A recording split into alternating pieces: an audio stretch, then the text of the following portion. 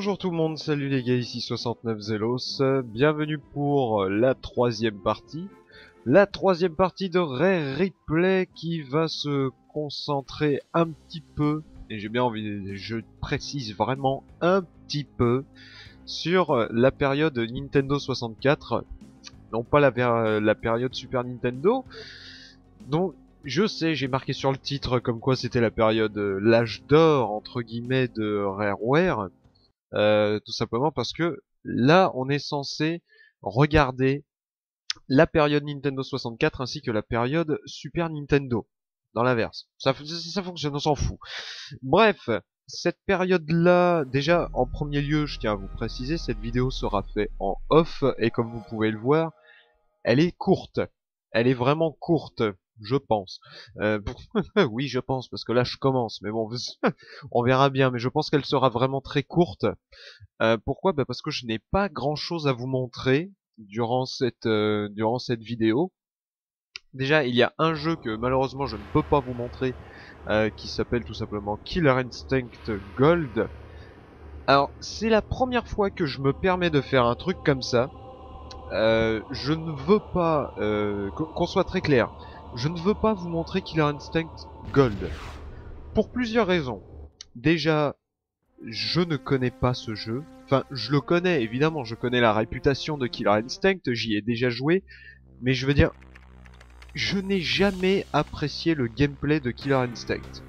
Ce qui fait que du coup, je suis ultra mauvais, je ne comprends pas le gameplay, donc plutôt que de vous montrer un truc complètement dégueulasse, et au final de vous parler d'un jeu auquel je ne connais pas grand chose, si ce n'est la réputation. Je sais que Killer Instinct ça fait partie des plus grands jeux de baston qui ait vu le jour sur la scène vidéoludique. Je dois vous avouer que moi, Killer Instinct, ça m'a toujours fait ni chaud ni froid en ce qui me concerne, que ce soit dans le charisme des personnages, dans le gameplay, même dans l'esthétisme. Je n'ai jamais apprécié ces jeux. Je veux bien comprendre que le jeu est excellent, et encore une fois, quand tu as juste à regarder une partie de Killer Instinct par des mecs qui maîtrisent, tout simplement, qui maîtrisent très bien le jeu, tu peux voir des actions de taré. Le problème, c'est que pour les néophytes comme moi, Killer Instinct est un jeu qui est vraiment ultra difficile à comprendre sans livret. Et là, encore une fois, on revient à un défaut de cette compilation de Rare Replay, à savoir le manque d'explications claires. Vraiment le manque d'explications claires, le manque de notices électroniques comme fait Nintendo avec leur Wii U. Ça manque beaucoup.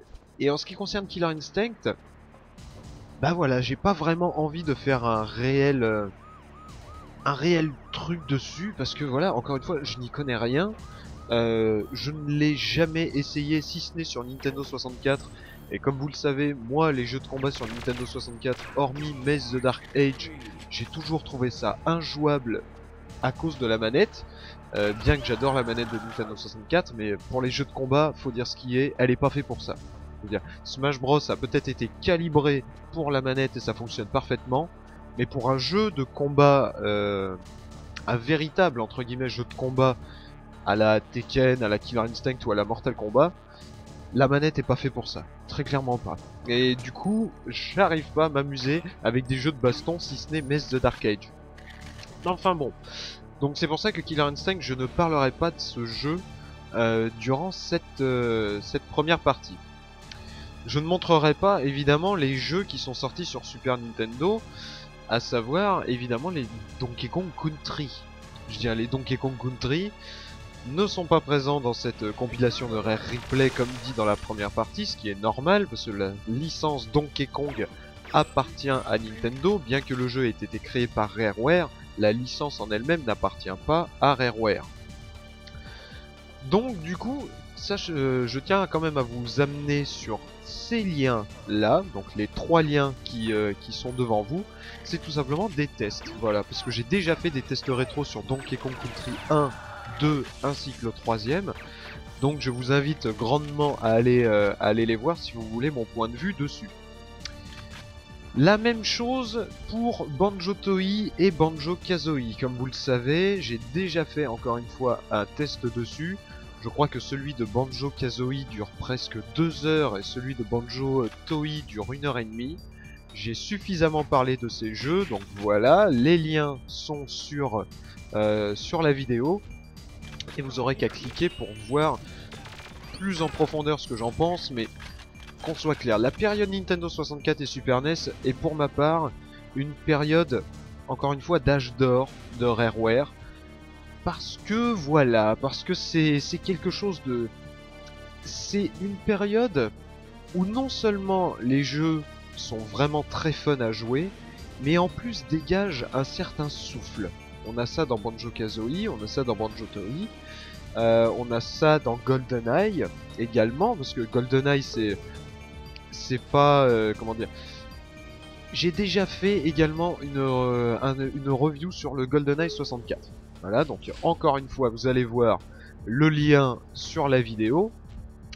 GoldenEye 64 qui est pour ma part un de mes jeux préférés de la Nintendo 64. Non pas par nostalgie, mais vraiment parce qu'il m'a fait découvrir un style de jeu nouveau. Je veux dire, Doom à l'époque, je veux dire, j'ai dû l'essayer, mais ce truc me faisait tellement flipper. Vous savez, c'est comme Jurassic Park. Jurassic Park sur Super Nintendo, les phases en première personne étaient flippantes en ce qui me concerne. Doom, je n'ai jamais rien compris, je veux dire, je n'arrivais pas à apprécier. Et GoldenEye, c'est très spécial parce que ça m'a fait apprécier le FPS. Moi, je n'avais pas de PC à l'époque, donc c'est un style de jeu que je ne connaissais pas. C'est apparu sur console de salon et c'est avec ce GoldenEye là que j'ai réellement commencé à apprécier le FPS. Qui plus est, c'est le jeu qui m'a vraiment fait voir que avec bien que l'on ait un comment dire, bien que l'on ait en face de soi un jeu de licence, on peut quand même, avec des développeurs passionnés et intéressés par leur travail, en faire quelque chose de malade. Et c'est exactement ce qui se passe pour ma part avec ce GoldenEye 64. Le respect du matériel d'origine est excellent, mais les petites subtilités en plus, les petites prises de liberté également, sont encore une fois intéressantes. Je veux dire, il y a évidemment comme dans tous les jeux de licence, les mecs qui te prennent par exemple une scène de film qui fait à peu près 30 secondes, ils t'en font un niveau entier. Il y a ça dans GoldenEye 64, mais ce sont des niveaux qui sont quand même intéressants. C'est également le premier jeu qui m'a fait découvrir les niveaux de difficulté, si vous voulez. Mais à quel point un niveau de difficulté peut être intéressant à faire. Parce que autant se le dire, maintenant, si jamais tu regardes les jeux de maintenant, les niveaux de difficulté de maintenant, hormis pour l'ego, j'ai envie de te dire, ça ne sert pas à grand chose. Voilà, je veux dire, t'as envie, par exemple, je ne sais pas, Halo 5, t'as envie de le terminer en légendaire, mais c'est juste pour ta satisfaction personnelle, quoi. Je veux dire, c'est parce que t'as envie d'arriver jusqu'à la fin et de te dire, bah voilà, je l'ai terminé dans le mode de difficulté le plus haut, voilà. GoldenEye 64, c'était vraiment une façon de penser différente. Il y avait des objectifs qui se rajoutaient. Il n'y avait pas uniquement la difficulté qui s'agrandissait. On devait accéder à certains endroits de certains levels que l'on n'avait tout simplement pas vu dans les levels de difficulté précédents. Si jamais on n'est pas un minimum curieux et qu'on fait les niveaux en ligne droite, là vraiment ça devient vraiment de l'espionnage. Je veux dire, on va devoir récupérer certaines informations, on va devoir faire ci, on va devoir faire ça. C'est le jeu qui m'a montré que le niveau de difficulté pouvait être intéressant non seulement en ajoutant de la difficulté, donc des ennemis qui sont plus résistants, des ennemis qui tirent plus, qui tirent avec plus de précision, notre personnage qui prend plus de dégâts, mais également ajouter un certain intérêt en plus dans le level de difficulté, autrement dire rajouter des objectifs. Et ça c'est quelque chose qui n'existe plus quand tu regardes bien. Même les Call of Duty par exemple. Même les Call of Duty où tu regardes que le niveau de difficulté supérieur, mais encore une fois ça se joue uniquement sur la précision des ennemis et sur notre résistance à nous, quoi. Il n'y a pas d'objectif qui se rajoute en plus ou ce genre de choses. C'est la même chose avec Wolfenstein The New Order, chose qui est vraiment dommage parce que la mécanique de jeu pouvait vraiment se rapprocher de GoldenEye 64. Mais bon, ça c'est quelque chose qui a été enlevé. Donc j'ai déjà fait un test sur GoldenEye 64. Un autre jeu qui est présent sur cette compilation Rare Replay que je ne connais pas du tout, que je ne connaissais même pas du tout, qui répond au nom de Blast Corp. Alors Blast Corp, ça c'est un jeu encore une fois que je ne connais pas. Voilà, c'est un espèce de jeu de démolition. What the fuck, je veux dire, moi je ne connaissais pas du tout ce truc-là. J'ai pu l'essayer, j'ai pu le tester. Ça reste sympathique, mais sans plus, quoi. Enfin, pour ma part, ça n'a pas... Si tu me dis que cette cartouche coûtait 650 balles à l'époque, franchement, ça faisait mal au cul pour un espèce de petit jeu de démolition, hein. Bon, après, il y a un espèce de petit côté Pilot Wings, en fait, dans ce jeu qui est assez sympathique. Mais... je veux dire, sans plus, quoi. Je veux dire, ça reste un film, n'importe quoi. Ça reste un jeu plus ou moins classique et simplissime. Après, je ne pense pas que c'est un jeu qui soit sorti pendant le line-up de la Nintendo 64. Je crois que c'est un jeu qui est sorti en 97, il me semble. Pilot Wings est sorti en 96, en même temps que la Nintendo 64. Pareil avec le Super Mario 64. Donc je veux dire, les démos techniques et même Wave Race, je crois, est sorti bien avant. 1080 degrés Avalanche, je crois, est sorti également bien avant. Donc la Nintendo 64, j'ai envie de te dire, elle n'avait plus besoin de démos techniques, si tu veux. Voilà, il fallait vraiment des jeux. Donc c'est un jeu qui est plutôt sympa, mais qui, je trouve, est arrivé trop en retard. Pareil, je ne montrerai pas Jet Force Gemini. Alors ça, c'est peut-être une hérésie pour certains d'entre vous, mais c'est parce que je ne le connais pas, ce jeu, encore une fois. Je l'ai obtenu sur ma Nintendo 64 il y a peu de temps, je n'y ai pas encore joué. Voilà, je n'y ai pas encore joué, donc on se fera certainement une vidéo découverte dessus, parce que là, on entre dans la période, comme je vous ai dit, Super NES, Nintendo 64, mais bien sûr GameCube et Xbox par la suite. J'ai envie de vous dire, on entre dans la période où j'ai envie de faire de véritables vidéos spécifiques pour tel ou tel jeu. Voilà. Où là on est vraiment devant des jeux qui sont beaucoup plus complexes, par exemple qu'un slalom ou qu'un jetpack, où on peut se permettre par exemple de parler 3-4 minutes de ce jeu là, et au final on en a fait le tour. Là maintenant les jeux que l'on est en train de regarder demandent beaucoup plus d'attention. Et c'est en ce qui me concerne la raison pour laquelle je ne vais pas vous montrer Jet Force Gemini. Je veux quand même torcher le jeu avant de pouvoir vous en parler de façon légitime. Voilà. Ensuite, un des jeux quand même que je vais vite fait vous présenter dans cette... Enfin, je ne vais pas encore une fois vous le présenter vraiment parce que ça va faire l'objet d'un test dans le futur. Sachez que d'ailleurs, à l'heure où je vous parle, j'ai enfin reçu mes câbles composite et components pour pouvoir capturer ma Wii, ma GameCube ainsi que ma PlayStation 1, ma Nintendo 64, etc., etc. Donc du coup, je peux de nouveau vous faire des tests rétro. Et inutile de vous dire que ça va revenir. Ça va vraiment revenir. Et s'il y a un jeu qui, pour ma part, est en priorité sur la Nintendo 64, eh ben c'est Perfect Dark. Voilà. Donc Perfect Dark... J'ai surkiffé ce jeu, je le surkiffe encore. Il y en a beaucoup qui trouvent qu'il est en dessous de GoldenEye 64. Pour ma part, c'est exactement la même chose. D'ailleurs, la version que vous êtes en train de regarder, c'est une version qui a été entre guillemets remasterisée par Rareware, donc pour la sortie sur Xbox 360 à l'époque. Et je trouve que c'est un remaster qui est quand même plutôt bien fait. Et c'est vraiment dommage parce que j'aurais vraiment apprécié avoir un GoldenEye 64 du même calibre. Voilà, remasterisé de cette façon. Et non pas rebooté à la façon Activision complètement dégueulasse fait par des développeurs qui s'en battent les couilles de leur travail et qui ont juste trouvé un espèce de filon à la con. Bref. Perfect Dark pour ma part c'est exactement la même chose que Mario 64 et Banjo-Kazooie. À savoir, je préfère l'ancien. mais objectivement le nouveau est beaucoup plus abouti. Voilà, ça c'est un fait que malheureusement, même avec la plus grande mauvaise foi du monde, tu ne peux pas renier. Tu ne peux pas renier ce fait. Je veux dire, GoldenEye 64 a apporté les bases, Perfect Dark est arrivé, a réutilisé les bases, tout en apportant son propre univers, en restant dans le domaine de l'espionnage, mais de l'espionnage un petit peu plus façon science-fiction, donc beaucoup plus futuriste, son propre level design. Ils ont rajouté également des éléments de gameplay, dont notamment le fait, excusez-moi, le fait de pouvoir s'accroupir, voire même de pouvoir ramper. Ça c'est quelque chose qui n'existait pas dans GoldenEye 64. Quand James Bond devait ramper, ça se faisait toujours automatiquement. Là cette fois c'est à vous de vous diriger. Et c'est mine de rien, encore une fois, c'est comme GoldenEye 64. Alors certes, il y a l'ambiance James Bond en moins.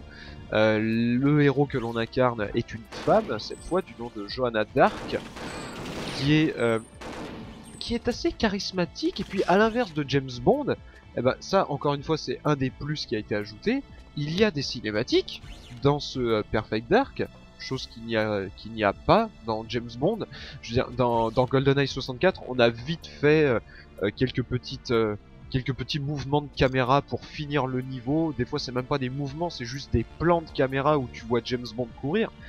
Là, cette fois, ce sont vraiment des cinématiques en introduction de mission. Ça, c'est quelque chose qui n'existait pas dans GoldenEye 64. Donc ça te montre encore une fois que les gars de Rareware ont su... comment dire, ils ont su améliorer encore une fois le matériel d'origine. Ça c'est vraiment cool. Pareil pour les dégâts, n'importe quoi, pour les dialogues. Pour les dialogues qui sont cette fois parlés et audibles, et non pas encore une fois comme dans GoldenEye 64, où là cette fois il n'y a strictement aucun dialogue, si ce n'est des oh, voilà, il y a que les les gardes, ils faisaient que ça, hein, je veux dire. Mais tous les dialogues, par exemple entre Bond et Moneypenny, Bond ne parle pas, Joanna Dark parle, Moneypenny, Q, eux, tout ce qu'ils faisaient, c'est tout simplement faire un rapport de mission. Donc on voyait tout à l'écrit, mais on ne voyait pas, on n'entendait pas tout. Et ça, c'est une chose qu'a rajouté Perfect Dark. Et ça, c'est quelque chose de vraiment intéressant. Mais on y reviendra. On y reviendra bien sûr dans une vidéo faite pour Perfect Dark. Voilà. En tout cas pour ma part, cette période-là, je veux dire, Banjo-Kazooie, Banjo-Tooie, GoldenEye 64, Perfect Dark, les Donkey Kong Country 1, 2 et 3 à l'époque, ça a été vraiment la partie où je me suis dit putain, le jeu vidéo c'est quelque chose de magnifique. Tu vois. Et ce studio a participé grandement au fait que je pense cette chose-là, au fait que je suis le passionné de jeux vidéo que je suis actuellement. Mais cela a commencé à s'arrêter pour ma part avec des jeux par la suite. Mais bon, je dois quand même parler d'un jeu en particulier, bien sûr. Un jeu qui jouit d'une réputation assez quand même vraiment bien foutue. Mais qui au final, moi, ça m'a toujours laissé perplexe. Parce que moi je suis très mitigé sur ce jeu. Je parle bien sûr de Conker's Bad Fur Day. Alors, Conker's Bad Fur Day, ça c'est un jeu que je n'ai jamais eu malheureusement. J'ai pu y jouer, j'y ai joué quand même plusieurs dizaines d'heures à ce jeu, en version émulateur, parce qu'il est quasiment introuvable sur Nintendo 64, et quand vous arrivez à le trouver, si jamais vous l'avez pour moins de 80 balles, vous avez de la chance.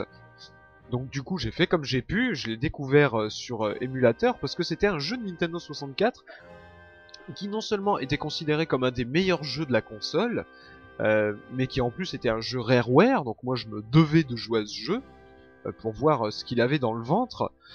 Et franchement, je suis très mitigé. J'ai l'impression qu'en fait ce jeu, c'est un jeu qui est très apprécié, non pas pour le jeu en lui-même, mais pour tout le fanservice qu'il présente. Pour ceux qui ne connaissent pas Conker's Bad Fur Day, je vais te résumer ça comme ça. Alors les mecs ils étaient tout simplement dans leur studio de développement. Il y a le chef de développement, il essayait de chercher un nouveau jeu. Il a vu un espèce de petit rail de poudre blanche devant lui.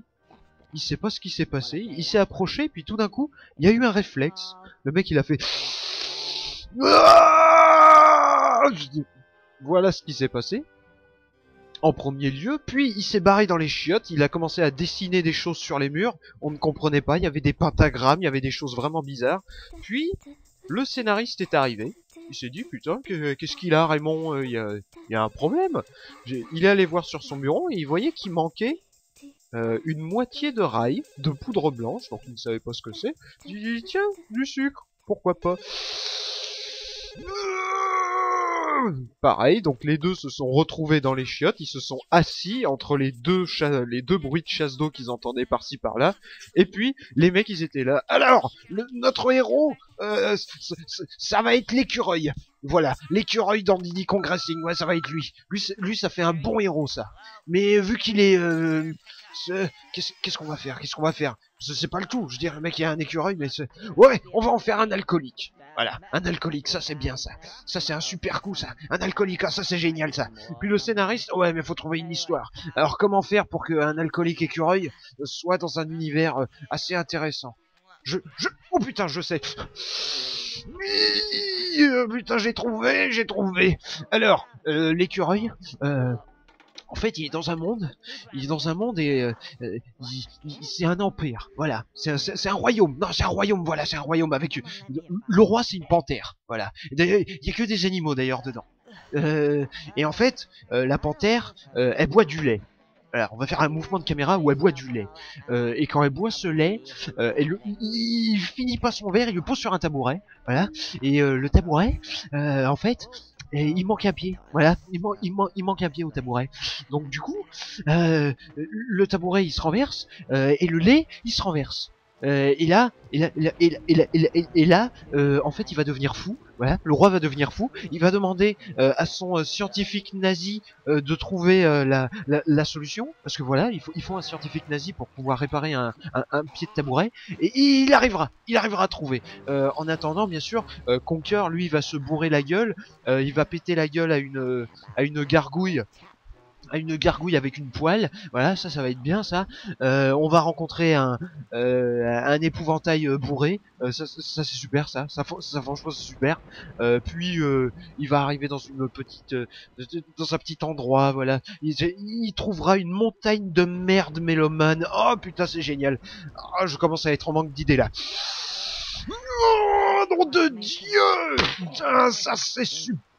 Alors, donc du coup, le scientifique nazi a trouvé la réponse, voilà. Entre le chant de la merde mélomane et le fait d'essayer de tuer un Terminator en foin, voilà, c'est ça. En fait, le scientifique, il va aller voir le roi et il va lui dire, en fait, pour réparer le tabouret, il faut un écureuil. Voilà. Et en fait, le but du jeu, ça va être ça. Voilà. Il va falloir suivre les aventures de Conker, tout en esquivant les forces du roi, voilà, qui voudront capturer Conker parce que c'est un écureuil et qu'il y a que lui écureuil dans le monde, pour pouvoir remplacer son pied de tabouret pour que son lait ne se remplisse plus. Voilà. Et puis après, les flics sont rentrés, ils les ont emmenés en cellule de dégrisement, mais c'est resté sur le papier. Ils ont commencé à faire le jeu. Voilà. Excusez-moi pour ce petit pétage de câble. Mais vous avez entendu toutes les conneries que je viens de dire. Tout est vrai, c'est ça le scénario de Conker, quoi. Un roi panthère qui renverse son verre de lait. Le but du jeu, ça va être d'esquiver, je veux dire, ça va être de détruire ses troupes pour éviter qu'il n'utilise Conker comme pied de tabouret, quoi. Je dis, what the fuck? Comment tu vas me dire que les mecs ils se sont vraiment posés en train de réfléchir avec une petite cigarette au bec? Ouais, je pense que honnêtement, pour la bonne visibilité de notre jeu sur Nintendo 64, il va nous falloir certainement un écureuil. Un écureuil c'est quelque chose de bien. Non, Osef, le mec il était pas comme ça, il était... Juste ça, quoi. C'est pas possible. Tu peux pas faire un jeu aussi décalé, aussi timbré, en étant sain d'esprit. C'est pas possible, il y a quelque chose à côté. Un joint, de la coque, de l'héros, tout ce que tu veux, mais il y a quelque chose qui a forcément joué là-dedans. Tout en sachant que ce jeu fait des parodies, mais des parodies de tous les trucs, tous les films que l'on peut connaître. Je veux dire, il y a du Matrix dedans, il y a du Alien, il y a du Terminator, il faut sauver le soldat Ryan, et il y a pas mal d'autres choses également. Je veux dire, c'est un micmac, le scénario, je veux dire, le jeu c'est du n'importe quoi, voilà. C'est du n'importe quoi à l'état pur, les mecs ils se sont dit allez fuck it, on va faire tout et n'importe quoi. Et le pire, la chose qui me fait vraiment marrer, c'est que comme je vous ai dit dans la compilation Rare Replay, on a vous savez, des espèces de petits, de petits documentaires qui demandent aux développeurs, bah du coup, vous avez fait comment pour créer le jeu et tout ça. Il y a ça pour Banjo-Kazooie, il y a ça pour d'autres jeux, et il y a ça notamment pour Conker's Bad Fur Day. Et ça m'a fait hurler de rire parce que toutes les explications des développeurs ne sont pas cohérentes, mais du tout. T'as l'impression que c'est un bordel monstre, le machin. Le mec, on a l'impression qu'il n'arrive pas à poser ses idées et il a encore un petit peu la tremblote, tu vois. J'espère qu'il est pas malade parce que j'ai pas envie de me moquer de quelqu'un qui est malade. Mais oh mon dieu, c'est tellement dans la parodie, quoi, qu'au final, putain, je veux dire, on est quand même dans un jeu où on va voir où on va avoir une mission où le but de cette mission va être de permettre à un roi abeille de butiner une fleur tournesol à gros seins. Voilà, c'est le niveau. Attention, c'est le niveau. Donc, vous voyez tout ce pareil pour la merde mélomane. La merde mélomane, c'est devenu un truc culte du jeu vidéo, ça. La merde mélomane, je veux dire. I am the great mighty Pooh and I'm going to throw my shit at you. Je dis, what the fuck? What the fuck, les gars? Ça a été du n'importe quoi. Mais au final, je pense que c'est pour ça que ce jeu est culte. Parce que c'est tout et n'importe quoi. Cependant, eh ben c'est quoi la chose la plus importante dans un jeu? Bah, c'est les mécaniques de jeu. C'est le gameplay. C'est le level design. Eh ben, je suis désolé les mecs de vous ramener un peu sur terre, mais c'est mauvais. C'est mauvais. Et là, je suis pas en train de te dire comme quoi c'est pas très inspiré ou je sais pas. Non, c'est mauvais. Le gameplay de Conker's Bad Fur Day est mauvais. Le level design, en plus de ne pas être inspiré, est fait à la ramasse. À certains moments, faut vraiment être chanceux pour arriver sur certaines plateformes avec les pauvres mouvements de Conkers qui sont à des années-lumière des mouvements d'un Banjo-Kazooie, par exemple. Et ne venez pas me dire, oui, mais c'est parce que Conker y est tout seul, voilà, je veux dire. Conker saute de la même façon que Mario dans Super Mario 64. Donc à partir de ce moment-là, puis encore une fois, vous avez vu de quel jeu on parle. Donc fuck la cohérence. Tu peux faire ce que tu veux. Il a pareil un espèce de double saut à la Banjo-Kazooie. Mais je veux dire, les contrôles, putain, les contrôles la plupart du temps sont tellement approximatifs que vraiment tu te demandes, attends, c'est pas Rareware qui a fait ça. C'est pas possible. Ou alors c'est une équipe complètement différente de celle qui a fait Banjo-Kazooie et Banjo-Tooie. Parce que là c'est n'importe quoi. Le gameplay, franchement, est très hasardeux. La mécanique de jeu qui consiste à essayer de récupérer des pouvoirs par-ci par-là pour pouvoir progresser dans le jeu n'a aucun sens. Je veux dire, le jeu d'ailleurs le dit lui-même. Hein. Je veux dire, action contextuelle. Le mec il te dit, tu te mets sur cet endroit et il y a le bouton B qui apparaît, une lampe qui apparaît. Je veux dire, le mec il voit la lampe quoi. Je veux dire, niveau brisage de quatrième mur, encore une fois, Conker est excellentissime. C'est super marrant. Mais au final, voilà, je veux dire, ça n'a pas de sens. Ça n'a pas de sens et ça n'a aucune cohérence. Et là est le problème de Conker's Bad Fur Day. Parce que autant tu prends Banjo-Kazooie, c'est décalé dans son sens, mais le jeu reste cohérent dans son univers. Vous voyez le truc? Conker's Bad Fur Day n'a aucune cohérence dans son univers. la guerre entre les teddy bears et les écureuils, c'est uniquement là pour faire un clin d'œil à il faut sauver le soldat Ryan. La présence de Betty, enfin, je crois qu'elle s'appelle comme ça, bref, la petite amie de Conker, elle n'est là encore une fois uniquement pour faire un espèce de, je sais pas, un pseudo comic relief. Je veux dire, il y a des scènes qui sont entre guillemets ridicules, du genre vous savez la scène où on se retrouve dans l'ère préhistorique entre guillemets, dans la boîte de nuit qui est un de mes passages favoris, mais je veux dire, le scénario n'a aucune cohérence. Et arrivé à un moment, au début, tu commences le jeu, pendant les 3-4 premières heures, ça peut aller. Quand tu es dans l'univers avec la grange, avec le foin et tout ça, je veux dire, avec le bourdon et tout ça, tu vois le contexte complètement décalé du bousin, mais tu te dis ça passe. Voilà, ça passe. Ça ressemble un petit peu à Banjo-Kazooie, mais avec un humour complètement mature et complètement décalé, avec du brisage de quatrième mur, comme c'est pas permis, ça peut aller. À partir du moment où il montre le Terminator foin, donc l'espèce de créature en foin qui s'apparente être un Terminator, je veux dire, en plus la parodie OMG quoi, fuck you asshole, je sais, voilà quoi. À partir de ce moment-là, pour ma part, le jeu part en cacahuète totale. Le jeu perd sa propre cohérence.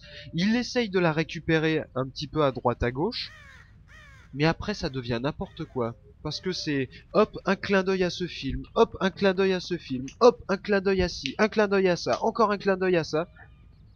Plus aucune cohérence dans le monde dans lequel on est. À cause de tous ces clins d'œil. On se retrouve, on se retrouve à certains moments, on ne sait pas pourquoi, sur une plage en plein débarquement. Puis juste après, on va se... Je veux dire, ça manque de cohérence. Et encore une fois, le gameplay est vachement rigide et pauvre. Vraiment pauvre. S'il n'y a pas cette excuse d'action contextuelle, je veux dire, mais le Conker, tout ce qu'il fait, c'est sauter, quoi. Il fait que sauter et donner un coup de casserole, OMG. Et ça, c'est un truc, personnellement, que je n'ai pas compris. Parce que il faut savoir que Conker's Bad Fur Day, c'est un jeu qui a été remasterisé, qui a été refait carrément. Là, il a vraiment été refait sur Xbox 360 avec comme nom Conker's Live and Reloaded. Live and Reloaded qui d'ailleurs possède pour ma part un des modes multijoueurs les plus excellents. Je veux dire, là pour le coup, là faire le débarquement en multi sur le Xbox Live, c'était quelque chose de malade mental, c'était génial, les captures de map, je veux dire les différentes classes et tout ça, le mode multi de Live and Reloaded était génial. Et au final, les fans ont complètement pesté contre le mode histoire de ce Live and Reloaded. Pourquoi? Parce qu'il changeait pas mal de choses dans du jeu original. Notamment, bah pas grand chose en fait. Bah ouais, ça choque un petit peu, mais j'ai jamais compris pourquoi cette haine envers Conker's Live and Reloaded. Je veux dire, il a changé 2-3 petites choses, comme notamment Conker n'a plus une casserole pour se défendre, mais cette fois il a une batte de baseball avec des clous. Je veux dire, et pour le coup, d'après mes souvenirs, donc c'est enfoui dans ma mémoire, mais si ma mémoire ne me fait pas défaut, dès le début de Conker's Live and Reloaded, Conker se dit carrément, il chope une casserole, et il dit mais qu'est-ce que c'est que cette merde? Il le jette. Il jette la casserole et il récupère une batte de baseball cloutée. Et là il dit voilà, là on peut parler. Tu vois, ce genre de clin d'œil et d'humour, pour ma part, c'est vraiment sympa. Puis au final, qu'est-ce qu'il y a de mauvais dans Conker's Live and Reloaded? C'est exactement les mêmes événements, c'est exactement les mêmes personnages, c'est les mêmes environnements. Il y en a qui pleurent parce que la chanson de la merde mélomane a été censurée, entre guillemets. Vous savez, vous entendez un peu à chaque fois qu'il y a un mot genre shit. C'est d'ailleurs très paradoxal de voir que sur Xbox 360, une console jugée adulte, entre guillemets, censure Conker's Live and Reloaded, et tu regardes la version originale sur Nintendo 64, console réputée pour gamins, entre guillemets, bah eux par contre ils ont même pas voulu faire la censure, hein, ils en avaient rien à foutre. Hein. Mais enfin bon, ça ce n'est qu'un détail. Et je n'ai pas compris encore une fois pourquoi Conquer Live and Reloaded était si détesté de la part des fans. Ça va vraiment falloir qu'on m'explique certaines choses parce que je veux dire, quelques petits changements ne veut pas dire que forcément le résultat est mauvais. C'est pas parce que c'est une version remasterisée qui change deux, trois choses que forcément c'est mauvais. Eh oui, mais enfin bon. Pour ce qui est de Conquer Live and Reloaded, pas Live and Reloaded, Bad Fur Day, au final voilà, c'est ça que je pense du jeu. Ce jeu est pour ma part beaucoup trop surévalué. Alors oui, encore une fois, les clins d'œil sont super marrants, le brisage de quatrième mur est excellent. La maturité entre guillemets des dialogues, je dis maturité entre guillemets parce que ça reste de l'humour américain, donc c'est très souvent pipi, caca, popo, hein, c'est assez scatophile comme humour à certains moments. Je pense notamment à une scène du jeu où tu dois amener une vache au milieu d'une arène, puis il faut que la vache aille boire du jus de pruneau pour qu'elle aille chier au milieu de l'arène. Je veux dire voilà, ça c'est de l'humour américain, tu vois. Moi c'est une scène qui personnellement m'a foutu très mal à l'aise parce que je trouve pas ça drôle. Voilà, une vache qui chie, oupidou. C'est voilà, même quand j'étais en CE1, je ne rigolais pas à ça. Je trouvais ça dégueulasse, c'est pas drôle. Enfin bon, je veux dire, certes Conquer Bad Fur Day est culte pour ce qu'il apporte. En termes de nawak, c'est ça le truc. En termes de nawak, Conquer Bad Fur Day est vraiment intéressant. Mais en termes de gameplay, de level design et de cohérence dans son monde, c'est naze. C'est pas ultra mauvais, mais c'est clairement mauvais. La caméra également est infernale. Le jeu d'ailleurs, il fait cracher les tripes de la Nintendo 64 comme c'est pas permis, parce que putain que les FPS sont aux chiottes comme c'est pas permis. C'est infernal. Hein. Je veux dire, t'es à 15 FPS quand tu joues à Conker's Bad Fur Day sur Nintendo 64. Hein. T'es à 15 FPS, pas plus. Hein. Alors déjà, t'as des jeux comme par exemple Banjo-Tooie où la console avait quand même pas mal de mal à gérer tout ce qu'il y avait à gérer. Conker's Bad Fur Day, putain. Ah, c'est un jeu qui est sportif, hein. Pouah, la pauvre console, tu vois. Ça se voit qu'il n'y a pas un ventilo dedans, mais sinon t'entendrais... Il s'arrêterait jamais, la console serait en train de s'élever dans les airs. Mais hormis ça, voilà. Conker's Bad Fur Day, faut arrêter d'en vouer un culte à ce jeu. Parce qu'il n'a rien d'excellentissime en jeu. En tant que jeu, encore une fois. Oui, le jeu est marrant. Oui, il est... Tu t'éclates la tronche quand tu joues à ce jeu. Tu es sûr de passer un super moment. Mais les trois quarts du temps, eh ben, ce que t'as, c'est des phases de plateforme et des phases de gameplay. Et les phases de plateforme sont très hasardeuses, très frustrantes, pas inspirées du tout. Et au final, moi, c'est ça qui est passé au-dessus de l'humour, quoi. Heureusement qu'il y avait la dose d'humour, parce que sinon, moi, je vous aurais dit, ce jeu est mauvais, point. Ce jeu est mauvais. Donc là, on a un jeu avec un gameplay qui est vraiment moyen, avec une panel de mouvements qui est encore une fois très basique. Faut savoir, ce jeu, il est sorti en 2001, je crois. En 2001, encore une fois. Encore une fois, t'as Banjo-Kazooie qui est sorti, t'as Super Mario 64, t'as Banjo-Tooie. T'as des jeux qui ont prouvé beaucoup mieux. T'as les Spyro sur PlayStation, les Crash Bandicoot, etc., etc. Conker's Bad Fur Day, en tant que dans sa mécanique de jeu, est mauvais. Après, globalement, il est rattrapé encore une fois par son brisage de quatrième mur et par son humour, par tous ses clins d'œil. Mais il y a que ça qui le sauve. Faut être honnête. Hein. Esthétiquement parlant, effectivement, c'est un des jeux les plus gourmands sur Nintendo 64. D'ailleurs, je crois qu'il fait partie des jeux les plus gros avec Resident Evil 2. Et il faudra qu'on me confirme cette information, mais je ne crois pas qu'il demande le Rumble Pack. Et il me semble que non. Donc si jamais il ne le demande pas en plus, ah c'est con parce que voilà, si jamais ils auraient pu faire en sorte de l'adapter sur le Rumble Pack, comme ça rame un peu moins, mais bon. Déjà, esthétiquement parlant, ça va, ça peut aller. c'est pas transcendant non plus. C'est ça le problème, c'est encore une fois, ce jeu pour ma part n'a aucune identité. Alors oui, il y a des musiques, voilà, je veux dire, en ce qui concerne les musiques, je ne sais plus qui est le compositeur, je ne crois pas que ce soit Grant Kirkhope qui ait composé les musiques, je ne sais pas, écoutez, je vais vérifier vite fait. Compositeur, Conquer, Beth Furday. Qui est le compositeur Robin Binland, apparemment. Voilà, donc c'est ça. Donc Robin Binland, qui lui apparemment a créé les musiques de Banjo-Kazooie Nuts and Bolts. Il a fait une seule musique dans GoldenEye 007. Donc la musique de l'ascenseur, c'est marqué. Putain, il a juste fait la musique de l'ascenseur. Mais lol quoi, juste lol. Enfin bon, c'est lui qui a fait les musiques de Killer Instinct. Ah, respect pour vous pour ça. Sinon Banjo Pilot, Conquer Live and Reloaded, évidemment, ça c'est normal. Banjo-Kazooie Nuts and Bolts. Avec Grant Kirkhope, hein, mon ami, parce qu'il y a des musiques de Nuts and Bolts, c'est clairement repris de Kazooie. Rare Replay, lol, c'est quoi cette blague? Enfin bon, bref. Je dirais, oh putain, puis il a fait Fable Heroes, Kinect Sports, Kinect Play Fit, Kinect Sports Rivals, oh là là, le pauvre. Le pauvre. Ah, il a participé à Donkey Kong Country, tiens, avec Evelyn Fisher et bien sûr Monsieur David Wise.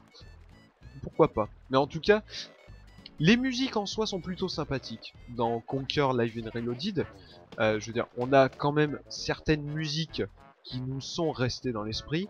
Je veux dire, notamment, je crois que ça s'appelle la Windy Music, je crois. Vous savez. Je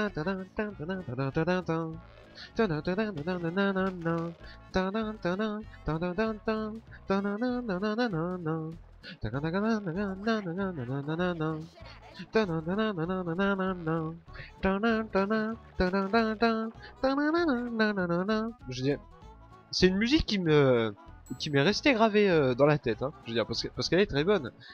Mais esthétiquement parlant, bah voilà, le jeu, malheureusement, il fait tellement de clins d'œil qu'il n'a aucune identité.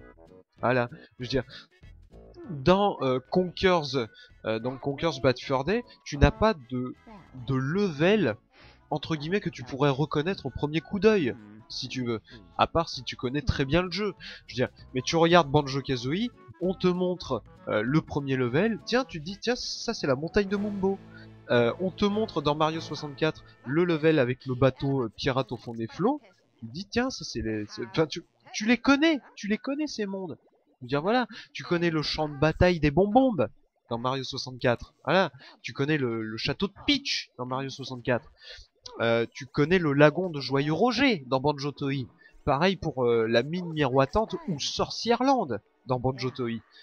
Dans Conker's Bad Fur Day, t'es là, tu fais ah ouais, c'est le jeu avec le tournesol au gros sein là, non? Et la merde qui chante là. Voilà. Ça c'est la grosse différence entre Conker's Bad Fur Day et les autres. Mais on va s'arrêter là. Donc pour ma part, Conker's Bad Fur Day est pas une ultra déception, mais si clairement pour moi c'est un jeu que je ne comprends pas. Oui c'est le bordel, oui c'est marrant, mais en termes de jeu, je suis désolé mais c'est pas bon. Voilà, c'est pas bon. C'est moyen et on est à la limite du mauvais à certains moments. Donc je comprends pas comment un jeu a pu être aussi culte que ça, si ce n'est encore une fois à cause de ses clins d'œil.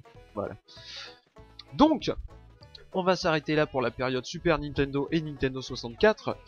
Mais je vais vite fait vous dire une chose, parce que étant donné qu'on va sauter la période GameCube, parce qu'ils n'ont fait qu'un seul jeu dessus, je crois.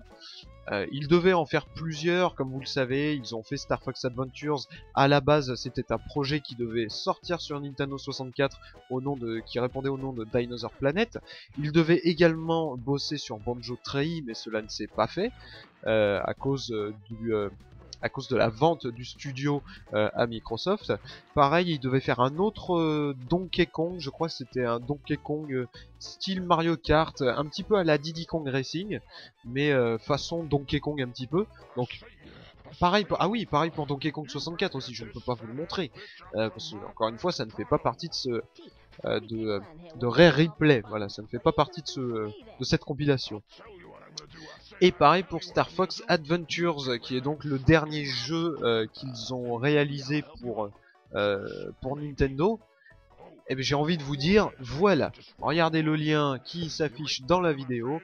Et ben vous voyez, j'ai déjà fait un test dessus et c'est un test qui dure 2 heures je crois. Donc j'ai parlé de suffisamment de choses sur Star Fox Adventures pour vous envoyer regarder mon test. Ceci étant dit, je vous retrouve certainement dans 7 ou 8 jours pour la dernière partie. Autant vous le dire de suite, on ne va pas parler des jeux Xbox 360. Les jeux qui sont disponibles sur la compilation de Rare Replay, vous avez je crois Cameo, Viva Pignata, je vais essayer de les lire. Vous avez Cameo, Viva Pignata, Trouble in Paradise. Vous avez également, vous avez quoi d'autre? Perfect Dark Zero, et ainsi que d'autres jeux. Grab by the Ghoulies également. Mais j'ai pas envie de vous en parler parce que encore une fois c'est des jeux surtout Cameo. Cameo, il faut savoir que moi je n'y ai pas joué, mais c'est un jeu qui m'intéresse grandement. Et ben ça fait partie des jeux auxquels j'ai envie encore une fois de faire un test propre à ces jeux. Voilà, j'ai pas envie d'en parler rapidement dans cette review. Voilà. Donc je ferai un test. La 4ème partie sera donc sur la descente aux enfers de Rareware en ce qui me concerne.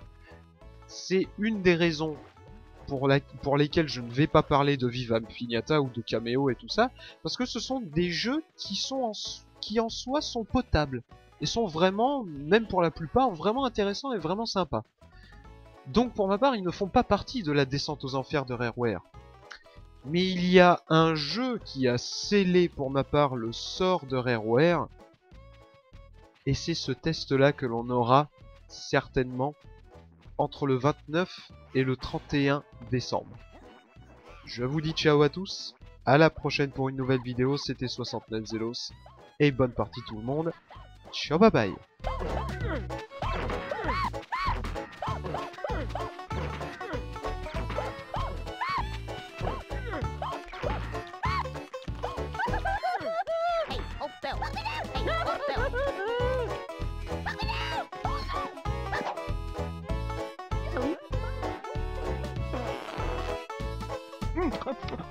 Marvelous!